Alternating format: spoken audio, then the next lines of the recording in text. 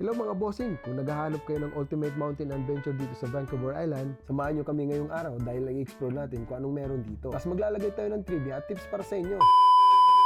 Ang Mount Washington ay isa sa pinakasikat na ski resort dito sa Vancouver Island. Located siya sa Comox Valley at about 30 to 40 minutes drive mula sa Courtenay. Alam niyo ba, ang Mount Washington ang may isa sa pinakamataas na annual snowfall sa Canada. Umaabot ng mahigit 9 meters of snow every year. Kaya sobrang sikat siya for winter sports. Kapag winter season, ito ang mga pwede niyong gawin dito. Skiing, perfecto for beginners hanggang advanced. Snowboarding, may terrain parks din sila. Snow tubing, so for fun kahit hindi ka marunong mag-ski. At syempre, hindi lang winter ang saya dito. Kung summer naman, pwede kayo mag-hiking. May scenic trails na may overlooking sa ocean. Mountain biking, popular din dito.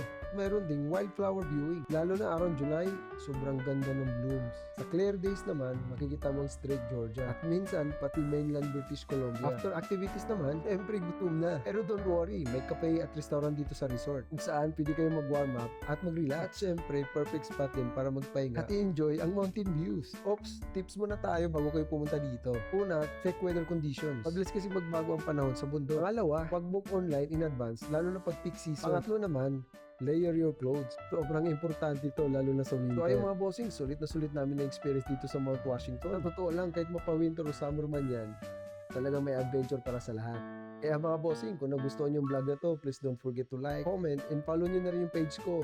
Kita-kits sa next adventure namin dito sa Vancouver Island. Peace and God bless you all.